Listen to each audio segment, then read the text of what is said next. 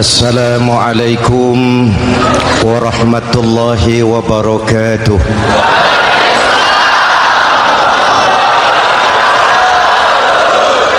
Alhamdulillahillazi ja'ala Ramadhana syahra siyami lil mu'minin.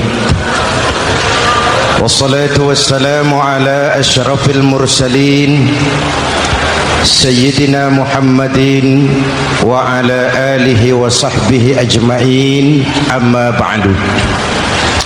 Para ulama yang saya muliakan, para pejabat baik sipil maupun militer yang saya hormati, alhamdulillah malam ini atas izin Allah, mudah-mudahan yang kita laksanakan ini merupakan bagian dari amal ibadah kita di bulan suci Ramadan ini.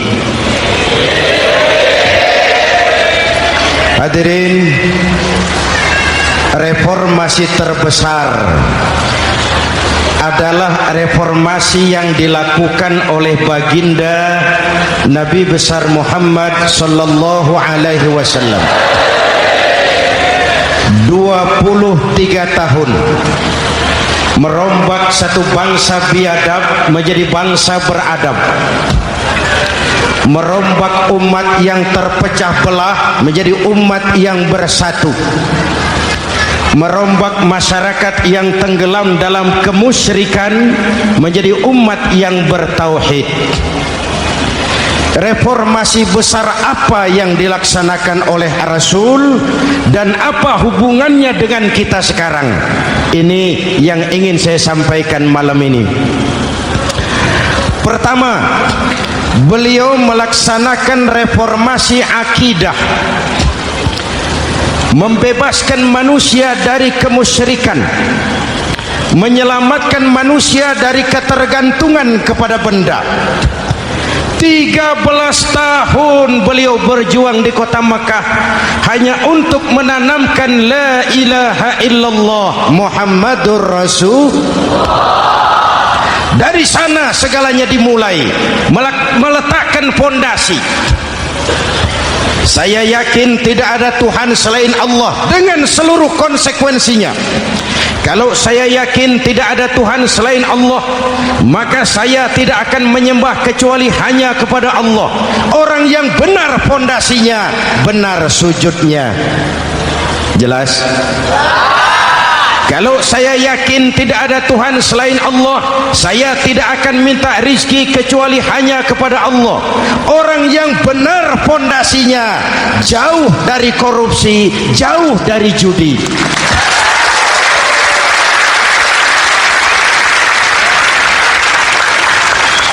Kalau saya yakin tidak ada Tuhan selain Allah, saya tidak akan menggantungkan hidup kecuali hanya kepada Allah.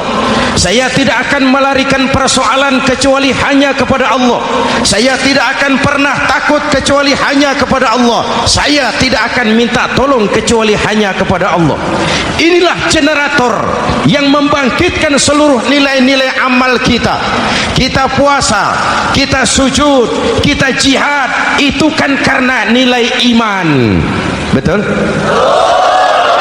Imannya tidak kelihatan, yang kelihatan gejalanya. Mic ini berbunyi karena ada strom. Percaya apa tidak? Kelihatan stromnya? Kok tahu ada strom dari mana?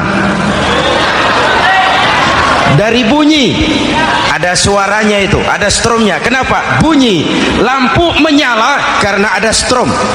Kipas angin berputar karena ada strom. Betul? Jadi kalau ada strom bunyi dong. Kalau ada strom lampunya nyala dong. Kalau ada strom kipas anginnya muter dong. Artinya apa? Kalau ada iman sujud dong. Kalau ada iman jihad. Udah dangdong.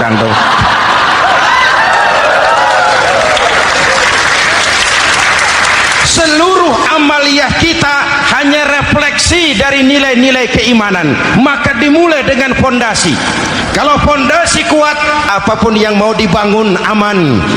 Kalau fondasi rapuh, apa yang mau dibangun di atas fondasi yang rapuh?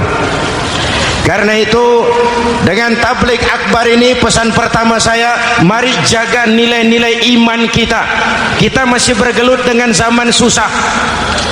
Judi kembali merebak, narkoba meracuni remaja dan pemuda-pemudi kita, padahal dua-duanya sumber segala macam kemaksiatan. Judi mendidik orang jadi malas, dan sejarah belum pernah mencatat ada orang jadi kaya karena judi.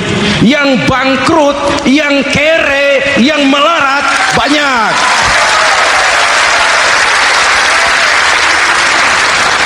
Makanya saya bersyukur di sini nggak ada yang judi. Nggak ada, mana saya nggak lihat di sini. Entahlah kalau di luar sini.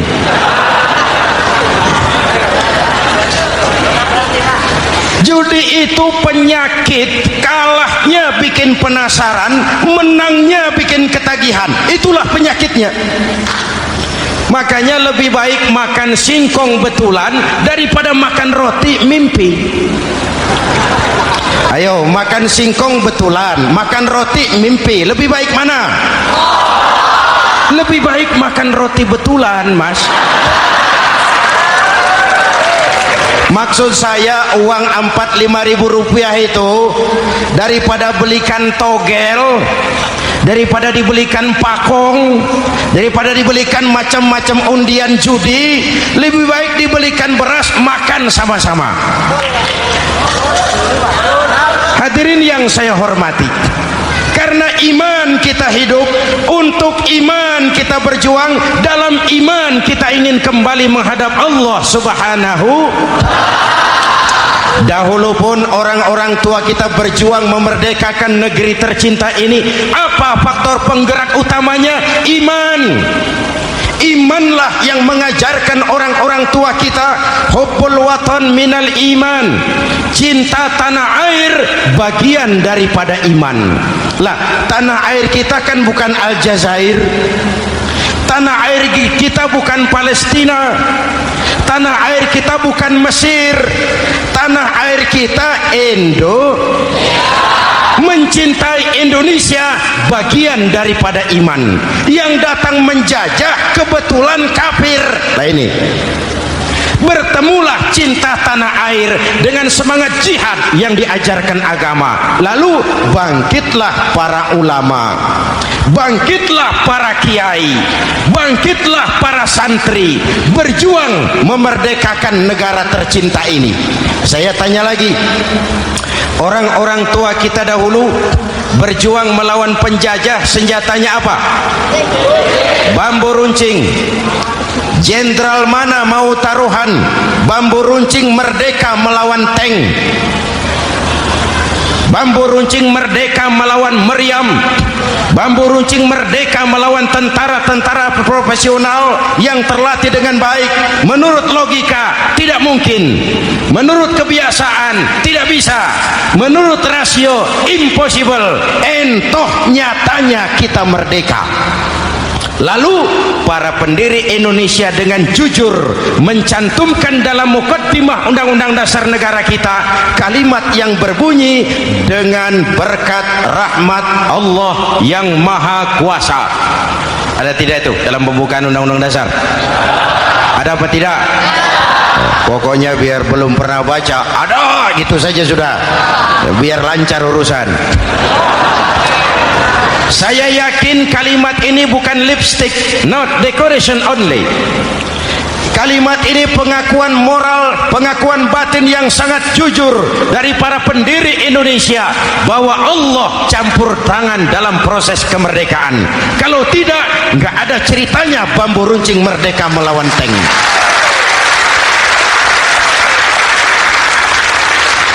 Kalau dulu iman untuk merebut kemerdekaan, sekarang iman untuk mengisi kemerdekaan. Betul? Betul?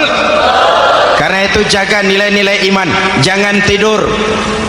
kita sudah berhasil melaksanakan pemilu, sidang umum MPR sudah digelar, pemerintahan baru sudah terbentuk.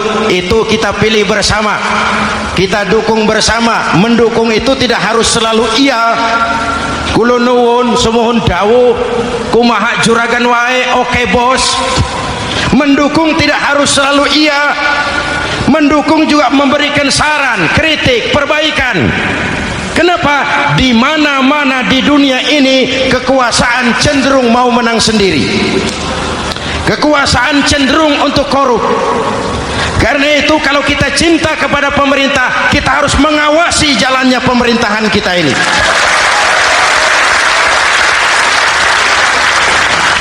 Pengalaman ketika Orde Baru berdiri, kita percaya, kita serahkan penuh, lalu kita tidur.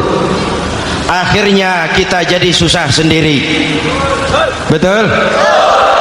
Umat Islam tidak boleh jatuh dua kali di tempat yang sama.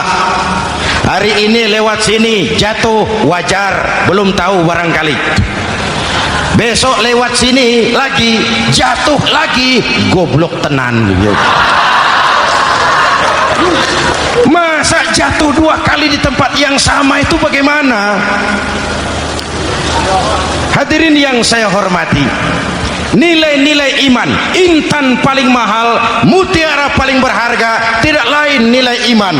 Imanlah yang menyebabkan kita gembira menyambut datangnya Ramadan, menyingsingkan lengan baju, menghamparkan sajadah, melakukan pendekatan yang intens kepada Allah. Kenapa? Kita mengerti nilai Ramadan. Tempo hari saya berikan contoh. Di tangan kanan saudara ada berlian, harganya 50 juta. Di tangan kiri saudara ada rumput seikat. Berlian dan rumput ini taruh di depan kambing. Kira-kira mana yang diambil kambing? Rumput, dasar kambing. Kambing tidak ngerti nilai berlian. Padahal kalau kambing sedikit mau pakai otak.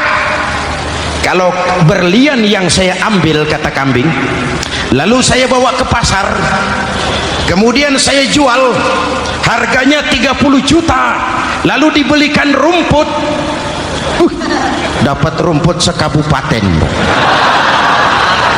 Tapi kambing tidak ngerti nilai berlian, yang kambing tahu cuma rumput. Kenapa? Hidup kambing cuma melayani perut.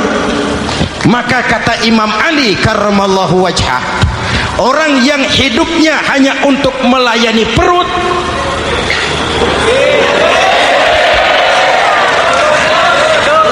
saudara yang ngomong ya, tanggung jawab. Saya kan cuma mulai, kenapa diterusin?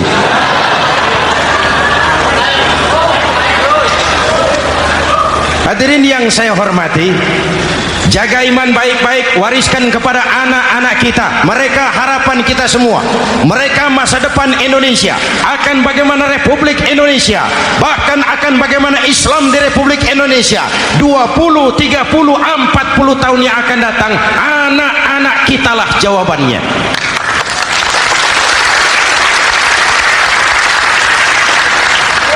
Mereka mau jadi apa, persilahkan, asal iman merupakan landasan hidupnya.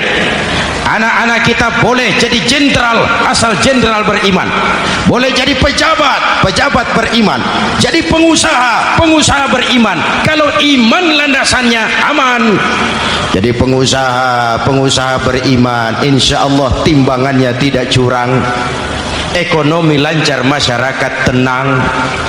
Jadi petani, petani beriman, insya Allah tidak menggarap tanah yang bukan miliknya.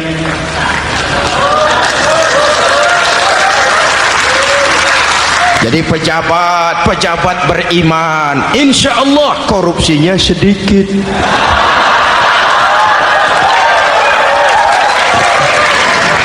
Jadi jenderal, jenderal beriman, insya Allah berjuangnya bersama ulama, bukan nangkepi ulama.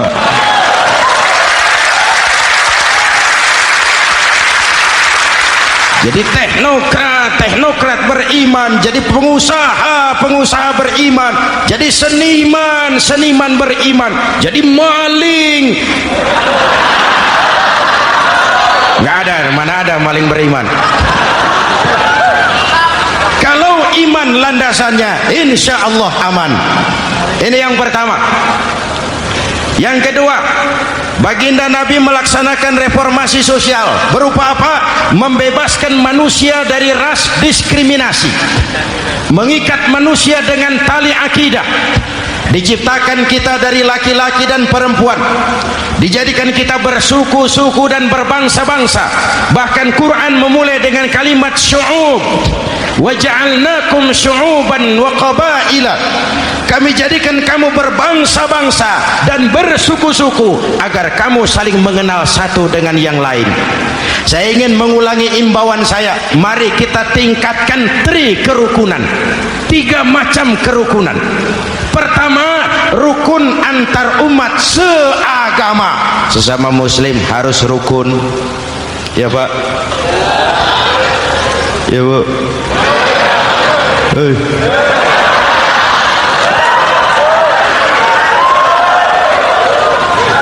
Malam ini saya tidak merasa sebagai tamu di sini. Saya hanya keluarga di tengah-tengah keluarganya.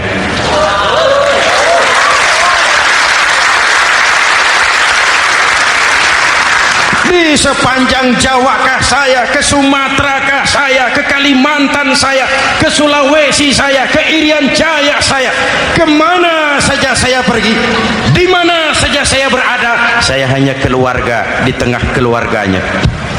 Sebagai muslim kita terikat akidah, sebagai bangsa kita punya komitmen, kita ingin bersatu nusa, satu bangsa, satu. Inilah kita.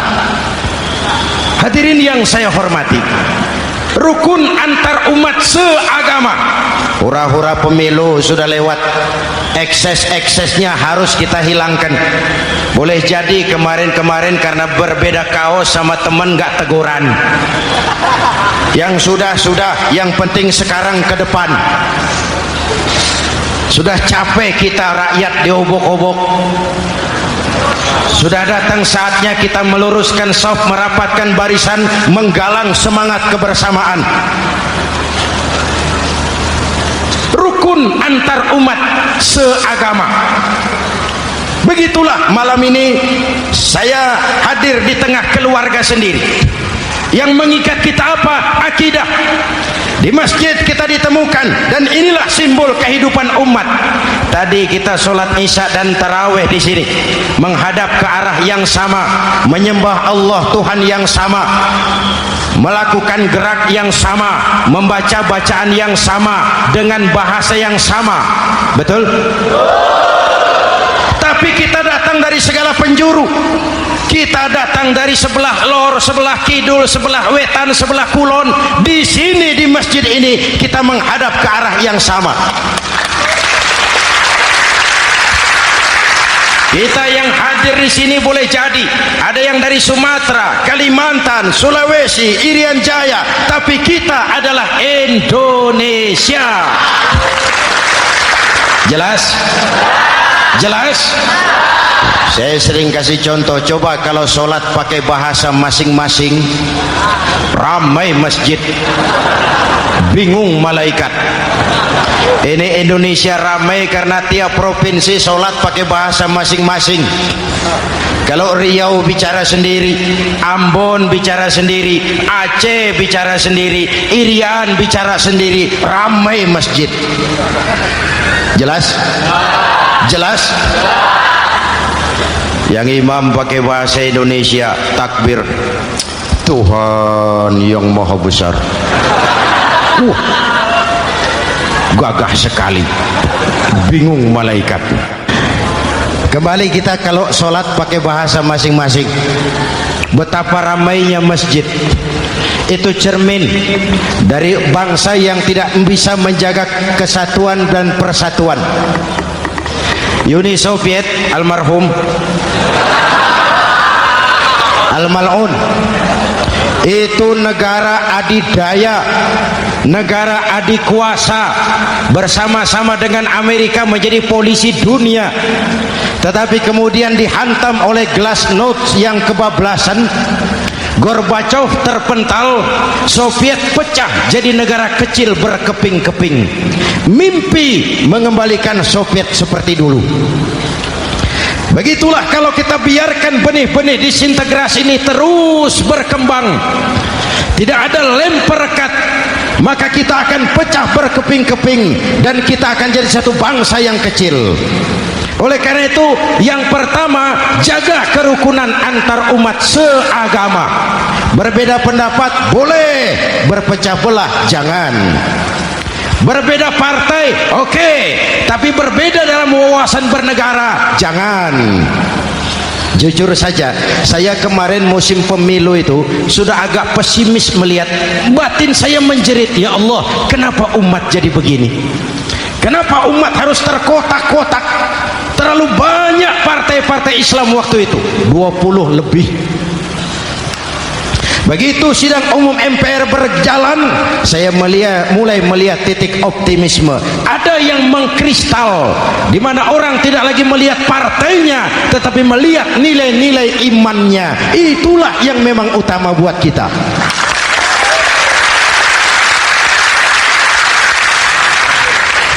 Ini yang pertama, rukun antar umat seagama. Yang kedua, rukun antar umat beragama. Beberapa hari yang lalu ada kejadian yang mengenaskan di Jakarta Timur, Cipayung. Peristiwa penyerbuan Yayasan Dolos.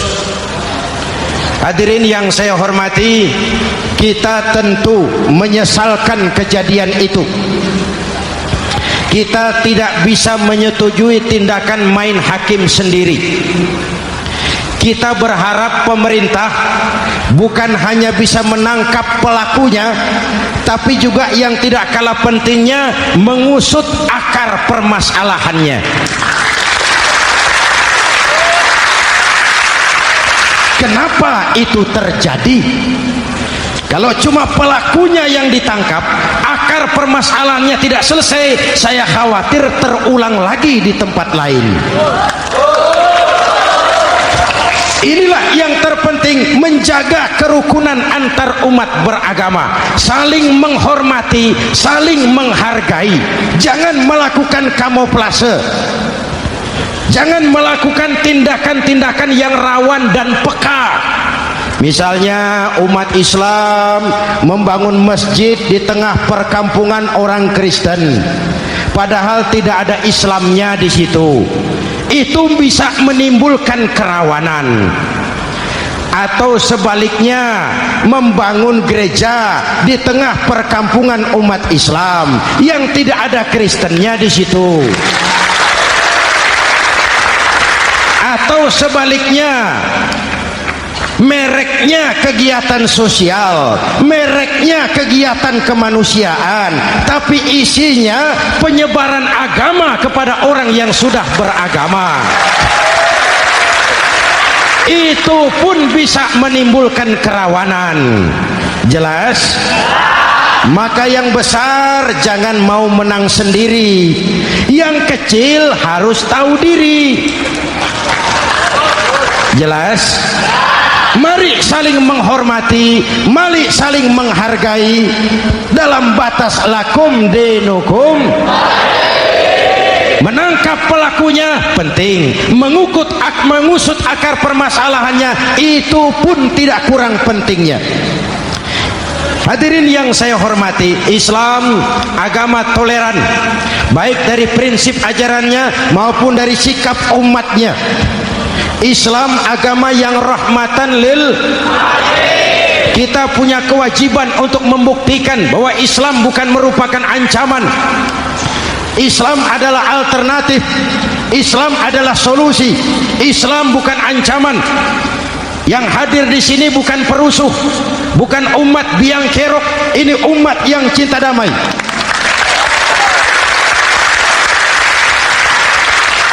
Ini umat yang tidak pernah mencari-cari musuh, tapi juga tidak akan pernah lari kalau bertemu musuh. Mari kita jaga kerukunan antar umat beragama. Jangan sampai peristiwa Dolos terulang lagi di tempat-tempat lain. Saling menghargai, saling menghormati. Jangan main hakim sendiri, tapi juga jangan mau menang sendiri.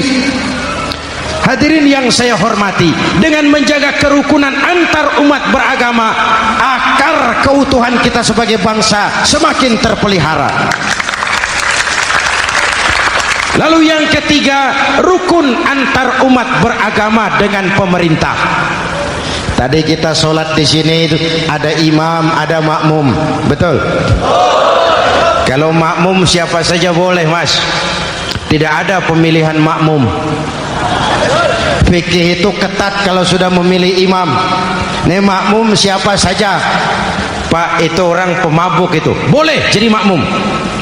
Suka mencuri, Pak, boleh jadi makmum. Bacaannya tidak fasih, boleh jadi makmum. Ketinggalan 1 rakaat, boleh jadi makmum. Tapi tidak tiap orang boleh jadi imam. Kenapa? Imam mau mimpin orang banyak. Kalau dia bodoh, bagaimana nasib makmumnya?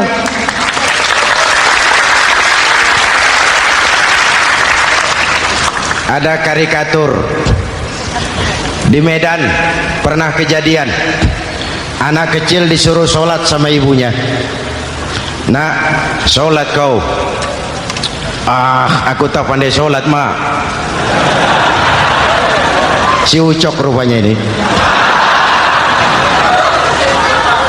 Kata ibunya, sudahlah, kau ikuti saja bapakmu tuh. Apa yang bapak mau kerjakan, kau ikuti sajalah. Jadilah, mak, kalau ikut saja bisa laku. Berangkatlah anak ini kan, sholat di belakang bapaknya, jadi makmum. Sholat di balai bambu, tidak pakai tikar. Bangun sujud, hidung bapaknya terjepit bambu. Karena sakit dan kaget, refleks bapak ini teriak, aduh. Anak di belakang ingat pesan emaknya, ikuti saja bapakmu. Si anak ini malah pakai irama, aduh.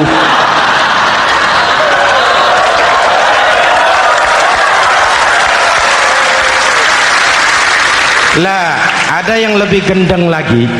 Mendengar anaknya mengaduh, bapaknya menoleh ke belakang. Kata bapaknya, kau kejepit juga, Cok, katanya. Sholat jadi ngobrol. Kalau makmum dan imam sama bodohnya, rusak sholat ini.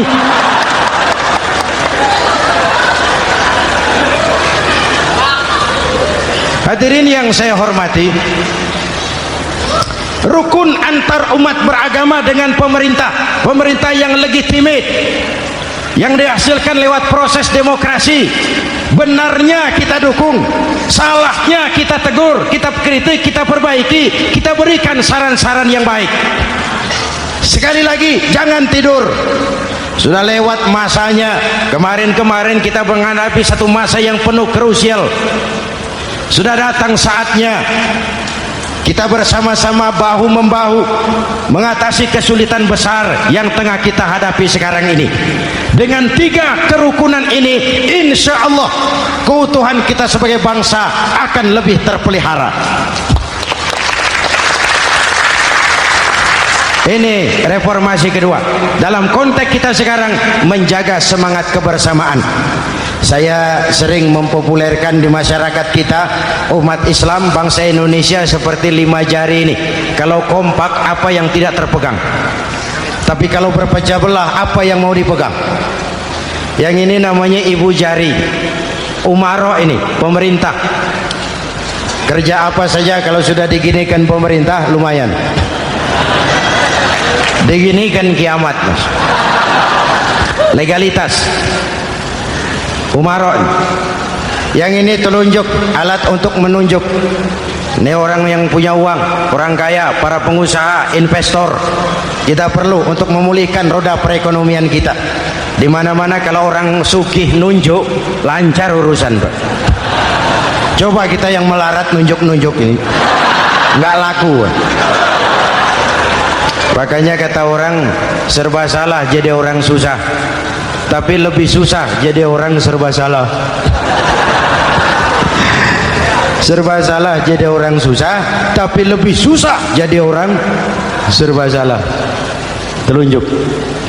Yang ini jari tengah lah ini, di tengah dia, ke kanan tidak, ke kiri tidak. Milik semua golongan ini, netral. Siapa ini? TNI. Siapa ini? Cendekiawan. Siapa ini? Ulama idealnya itu.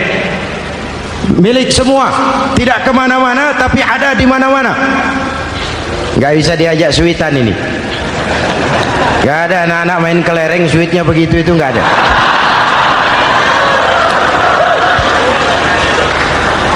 Ini jari manis remaja, pemuda, masa muda, masa yang paling manis.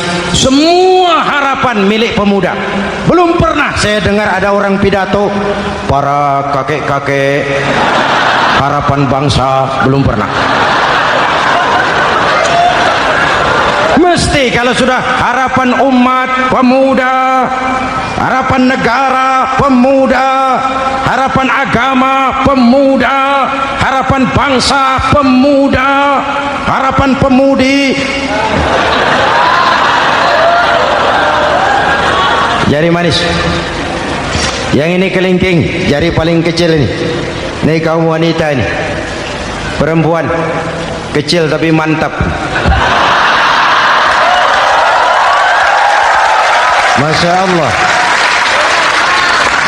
Ini ibu jari ini besar ini. Sweet ketemu kelingking, kalah ibu jari ini. Di mana-mana kekuasaan sering kalah sama perempuan. Siapa yang mendorong-dorong Nabi Adam memetik pohon buah khuldi? Kelingking. Kelingking. Kelingking. Julius Caesar tunduk kepada Cleopatra. Siapa Cleopatra? Kelingking. Napoleon, singa daratan Eropa, the lion of Europe, luas kekuasaannya, hebat tentaranya, bertekuk lutut di bawah kaki Margaret Josephine. Kelingking. Hadirin yang saya hormati, kalau 5 pilar ini bersatu, ringan sama dijinjing, berat sama dipikul, kita akan jadi satu bangsa yang kuat. Jelas? Jelas? Dengan Ramadan, dengan tabligh akbar malam ini, mari kita jaga semangat kebersamaan. Saya selalu mengingatkan, sekarang lebih banyak tukang kompor daripada tukang lem. Lebih banyak tukang kompor daripada tukang lem. Hangati sana, sulut sini, bakar sana, panasi sini, terbakar kita, dia lari tepuk tangan, dan kita yang rugi. Jelas? Jelas? Ini hal yang kedua. Reformasi sosial mengikat manusia dengan tali akidah, mempersaudarakan manusia dari manapun orang datang, apapun warna kulitnya, dari suku apapun ia dilahirkan, kalau akidahnya sama, itulah saudara kita.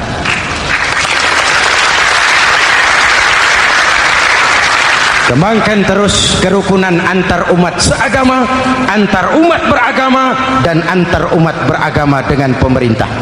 Muslim bagaikan satu tubuh. Jikalau yang satu sakit, yang lain ikut merasakan sakit. Muslim bagaikan sebuah bangunan, yang satu sama lain harus saling memperkuat. Ada yang jadi tiang, tentu. Ada yang jadi pintu, memang. Ada yang jadi genteng, iya. Tapi satu sama lain harus saling memperkuat. Tidak bisa genteng ngomong sama tiang. Kata genteng, saudara tiang, kamu sih enak. Saya setengah mati, kata genteng.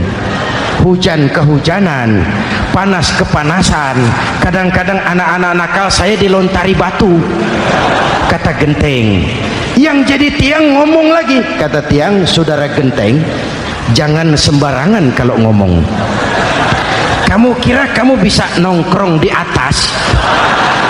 Itu gara-gara siapa, genteng? Aku yang topang dari bawah, kata tiang. Kamu jadi anggota DPR, jadi anggota MPR, jadi pejabat, kami rakyat yang angkat.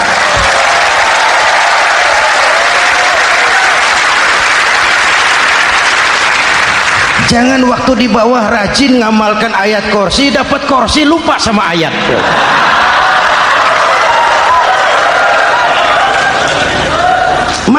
ringan sama kita jinjing, berat sama kita pikul, duduk ya kita sama rendah, berdiri kita sama tegak. Tidak ada warga negara kelas 1 di Republik ini. Ini reformasi kedua. Yang ketiga, reformasi menegakkan keadilan, menyelamatkan manusia dari kezaliman. Sebelum Islam datang, sebelum Rasul datang, manusia dibedakan oleh hartanya, manusia dibedakan oleh warna kulitnya, manusia dibedakan oleh keturunannya. Beliau dengan tegas mengajarkan, innallaha la yanzuru ila suwarikum wala ila amwalikum walakin yanzuru ila qulubikum wa a'malikum. Allah tidak melihat potonganmu, Allah tidak melihat hartamu, yang Allah lihat itu hatimu dan amal perbuatan.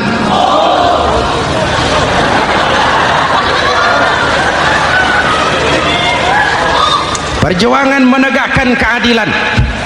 Hadirin yang saya hormati, itulah yang menyebabkan reformasi kita menggelinding, menuntut keadilan, baik keadilan di bidang politik, keadilan di bidang ekonomi, keadilan di bidang hukum. Nabi pernah mengingatkan, hakim, kata Nabi, itu ada 3 macam. Al-qudatu salasatun. Hakim ada 3 macam. 1 di surga, 2 di neraka. Hadirin yang saya hormati, siapa yang hakim ke surga itu?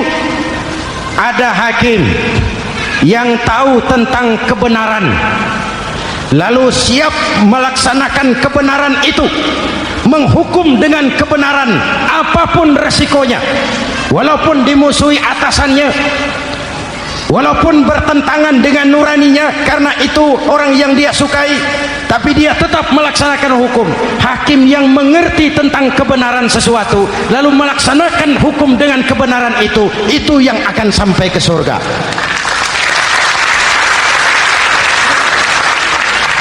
Yang kedua, ada hakim tahu tentang kebenaran tapi tidak mampu melaksanakan hukum dengan kebenaran itu.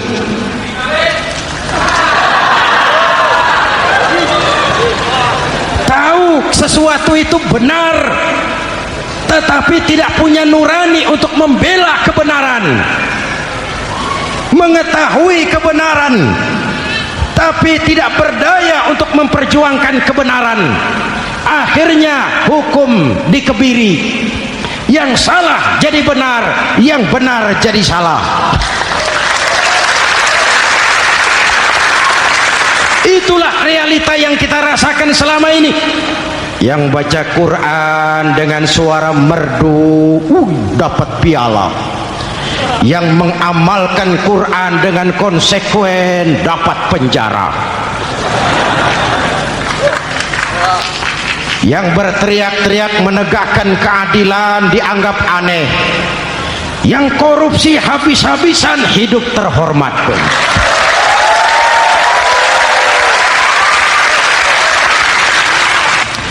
Jadi yang kedua tadi, hakim yang tahu kebenaran tetapi tidak mampu melaksanakan hukum sesuai dengan kebenaran.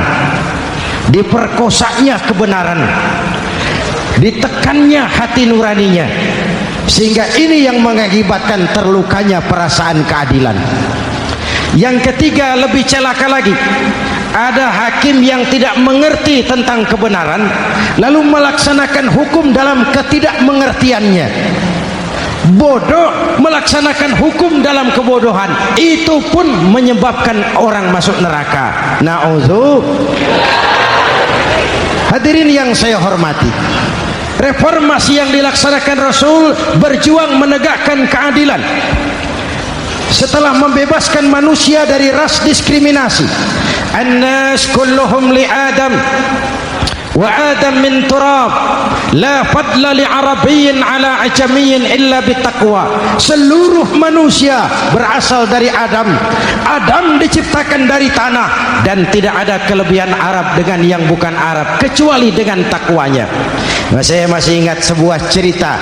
Mau dengar? Mau dengar?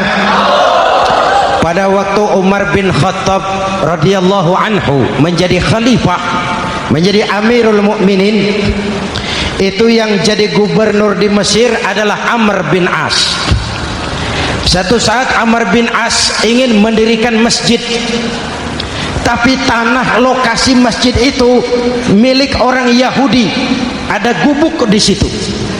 Dipanggil Yahudi ini oleh Amr bin As. Saudara Yahudi, iya. Itu rumahmu ya? Iya.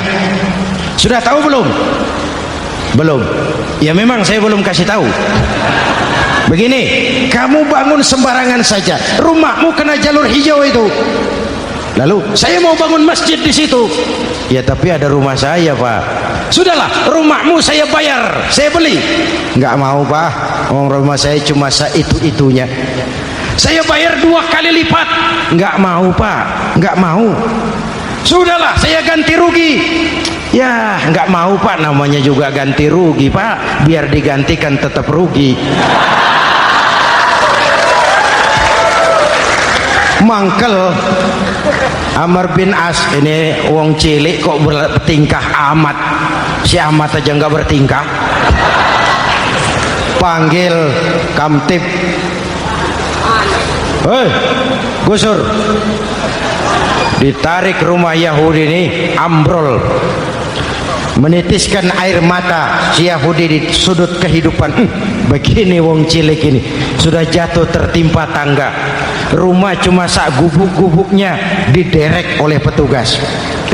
Pikir-pikir Amr bin As kan cuma gubernur, di atasnya kan masih ada khalifah Umar bin Khattab. Saya mau lapor ke pusat.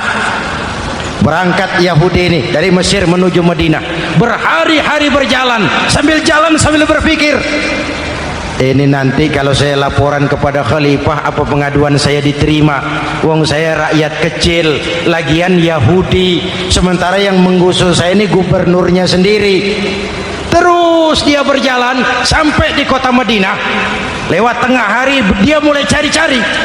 Ada orang, ketemu orang sedang tidur di bawah pohon kurma. Selamat siang, Pak. Siang. Saya mau numpang tanya, Pak. Tanya apa? Bapak tahu Khalifah Umar bin Khattab? Tahu. Istananya di mana, Pak? Istananya di atas lumpur. Di atas lumpur? Iya. Pakaian kebesarannya apa, Pak? Sutra? Bukan. Pakaian kebesarannya malu dan takwa. Pengawalnya banyak, Pak. Banyak. Berapa peleton? Pengawalnya yatim, orang jompo, kelompok mustadafin, orang-orang lemah, janda-janda tua.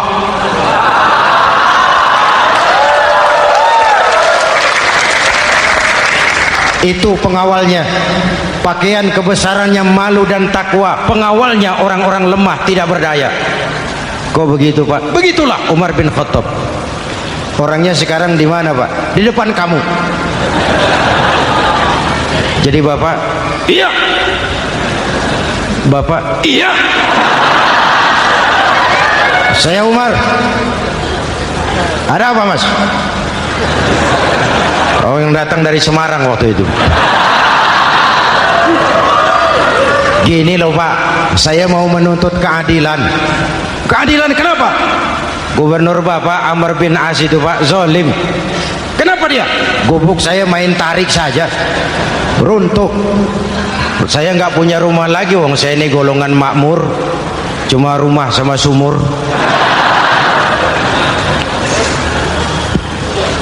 Lalu untuk apa? Katanya dia mau bangun masjid di situ, Pak. Dipaksanya rumah kamu ditarik sampai runtuh. Iya. Yahudi. Ya, Pak. Itu ada tempat sampah ya. Betul, Pak. Di situ banyak tulang unta. Coba kau cari satu tulang unta bawa ke sini. Bingung Yahudi. Pak, saya jauh-jauh dari Mesir ke sini ini mau cari keadilan. Kalau tulang unta di Mesir juga banyak, Pak. Sudahlah, kau ambil saja tulang itu. Berangkat Yahudi penuh tanda tanya, ambil sebuah tulang unta, diberikan kepada Khalifah Umar bin Khattab. Tulang ini diambil, Umar hunus pedangnya, dengan ujung pedang dibuat garis lurus di atas tulang unta itu. Rak. Selesai. Yahudi, iya Pak, sekarang kau kembali ke Mesir, serahkan tulang ini kepada Umar bin Amr bin As. Makin bingung Yahudi, jauh-jauh datang kemari kira mau dapat keadilan, cuma dapat tulang. Ya sudahlah, namanya wong cilik. Berangkat dia pulang ke Mesir, berhari-hari sampai di Mesir. Pak Gubernur, ya lapor. Ada apa Yahudi? Saya dari pusat. Loh, kamu dari Madinah? Iya Pak. Ngapain sih kamu ke sana-sana? Nuntut keadilan. Kamu bertemu Khalifah? Ketemu Pak. Terus tulang.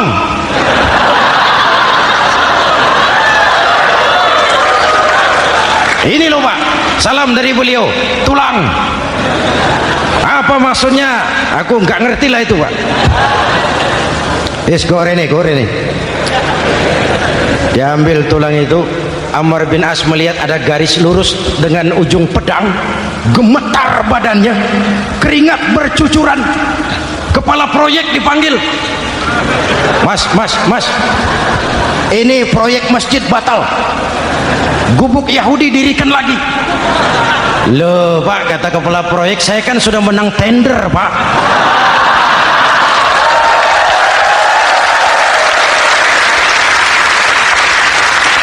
Wes, nggak ada urusan, sampean mau menang mau kalah tender, proyek batal. Itu gubuknya Yahudi dirikan lagi. Yahudi makin bingung. Ada gubernur dapat tulang gemetar. Pak Gob, ya sebenarnya apa yang terjadi? Apa-apa? Kamu sedikit-sedikit main pusat.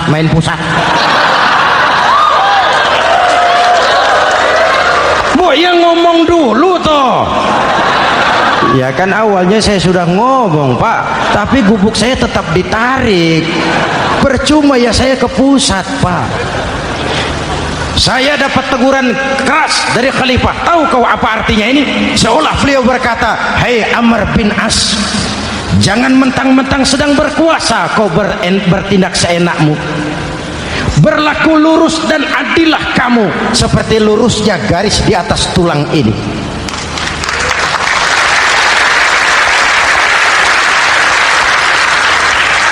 Kalau kau tidak lurus, kalau kau tidak berlaku adil, aku yang akan meluruskanmu dengan pedangku.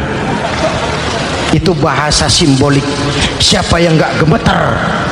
Kamu. Pusat. Wedus. Ya ini nek coro kita. Oh Pak, kalau begitu Islam adil ya Pak? Adil. Jadi saya menang Pak? Menang kamu. Padahal saya Yahudi. Tapi menang ya? Menang. Pak sudahlah kalau begitu Pak. Bagaimana? Itu gubuk saya ambil saja Pak. Tanah-tanahnya gubuk-gubuknya Bapak ambil. Silahkan kalau mau dibangun masjid. Tidak cuma sekedar itu Pak, mulai hari ini Bapak dengarkan, asyhadu an la ilaha illallah wa asyhadu anna muhammadar rasulullah.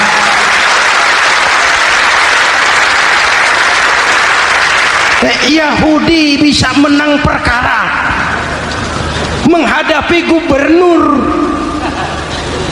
Kalau ini terjadi di Indonesia,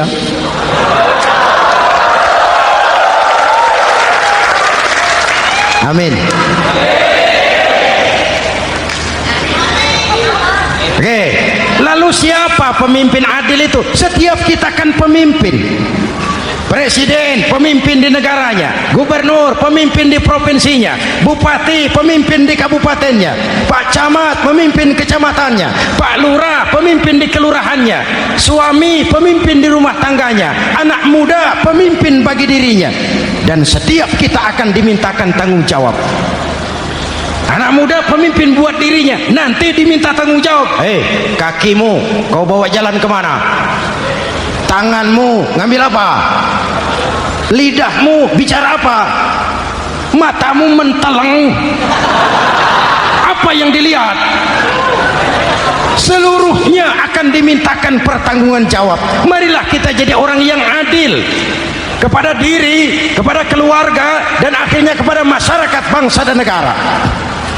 Hadirin yang saya hormati, satu ayat yang sering dibaca pada akhir khutbah khatib Jumat, innallaha ya'muru bil adli wal ihsan.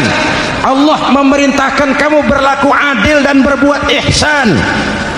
Tidak sekadar adil tapi ihsan. Ihsan nilainya lebih tinggi dari adil. Contoh, nak, tolong taruh telur itu di pinggir meja. Anak yang adil apa adanya, ditaruh telur di pinggir meja. Anak yang ihsan lain, lah iya perintahnya sih di pinggir meja, tapi kalau pas di pinggir meja kan jatuh ke bawah, ke tengah sedikit. Ini ihsan. Oleh karena itu, mari, perjuangan menegakkan keadilan masih panjang. Jalannya tidak lurus bertabur bunga, menanjak, menurun, banyak onak dan duri. Namun seperti yang dikatakan seorang tokoh, masih Napoleon, kalau ada 1000 orang penegak keadilan, saya satu dari yang 1000 itu. Kalau ada 100 penegak keadilan, saya juga satu dari yang 100 itu. Kalau ada 10 orang menegakkan keadilan, saya juga satu dari yang 10 itu. Kalau hanya 1 orang yang menegakkan keadilan, maka sayalah yang 1 itu. Tetap konsisten berjuang menegakkan keadilan, walaupun besok langit akan runtuh, walaupun besok akan kiamat, keadilan tetap harus ditegakkan.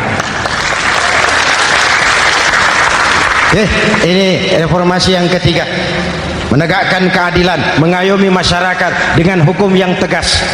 Dan Rasul menjadi contoh, ini yang hebat. Misalnya beliau berkata, wallazi nafsi biyadihi law anna Fatimah binti Muhammadin sarqat laqata'a Muhammadun yadaha. Demi Allah, andai kata Fatimah putri Muhammad mencuri, jangan orang lain, Muhammad sendiri yang akan memotong tangannya. Hukum berwibawa, masyarakat terlindungi. Kenapa? Nabi jadi contoh. Jelas? Beliau mengajarkan orang beramal. Kepada putrinya beliau mengatakan apa? I'mali ya Fatimah, i'mali fa inni la ughni anki minallahi syai'a. Fatimah, beramal kau. Fatimah, beramal kau. Fatimah, solat kau. Fatimah, puasa kau.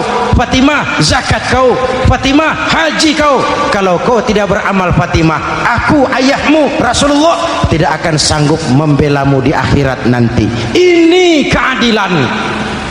Tidak mentang-mentang putri kesayangan Nabi lalu sudah Fatimah kamu nggak sholat nggak apa-apa, nanti di akhirat ada papi. Jauh dari semangat nepotisme. Putri beliau sendiri ditekankan, i'mali ya Fatimah fa inni la ughni anki minallahi syai'a. Beramal kau Fatimah, kalau kau tidak beramal, aku ayahmu tidak akan sanggup membela kamu di akhirat nanti. Inilah inti dari nilai keadilan. Jauh dari nepotisme, apalagi kolusi. Hadirin yang saya hormati, lalu saya masuk kepada yang keempat.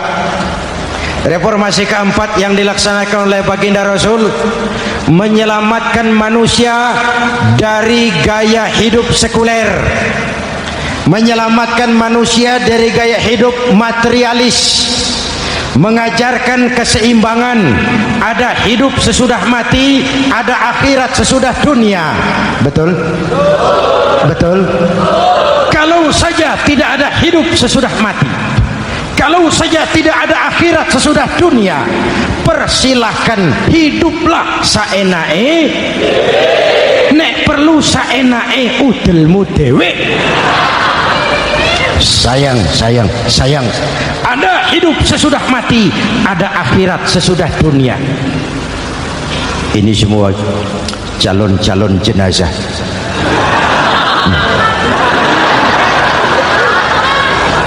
Calon lurah belum tentu jadi lurah. Calon gubernur, yang antri panjang. Calon menteri mimpi. Calon jenazah pasti. Betul? Karena ada hidup sesudah mati, ada akhirat sesudah dunia. Ini jadi rem. Saya kepengen kaya, tapi kalau menipu orang bagaimana dikubur? Saya kepengen naik pangkat, tapi kalau memfitnah orang bagaimana di akhirat? Melahirkan disiplin. Tujuan keyakinan akhirat mewarnai cara kita hidup di dunia. Hadirin, mari kita berdoa. Semoga semua yang hadir di sini dikuatkan iman dan Islam, dikokohkan kesatuan dan persatuan, dimurahkan rezeki untuk meningkatkan ibadah. Al-Fatihah. Bismillahirrahmanirrahim. Alhamdulillahirabbil alamin.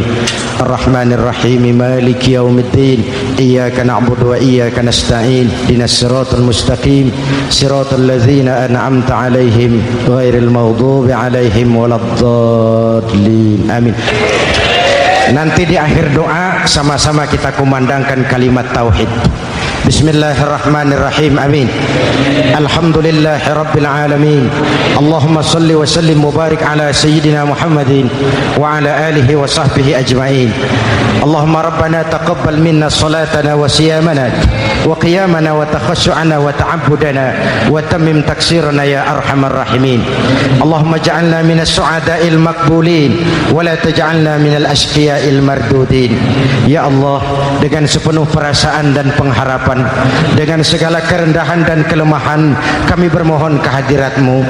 Tautkan hati kami bangsa Indonesia, satukan langkah kami untuk menata hari esok yang lebih baik. Karuniakan kami pemimpin-pemimpin yang takut kepadamu dan sayang kepada kami. Berikan mereka kekuatan zahir dan batin untuk membawa kami rakyat dan bangsa Indonesia keluar dari kesulitan besar ini menuju masyarakat yang adil dalam kemakmuran dan makmur dalam keadilan di bawah naungan ridha-Mu. Ya Allah, selamatkan kami dari perpecahan, selamatkan kami dari pertikaian, selamatkan kami dari bahaya kemunkaran dan kezaliman. Rabbana hab lana min azwajina wa dhurriyyatina qurrata a'yun waj'alna lil muttaqina imama. Afdalu ma qultuhu ana wan nabiyyuna min qabli. La ilaha illallah.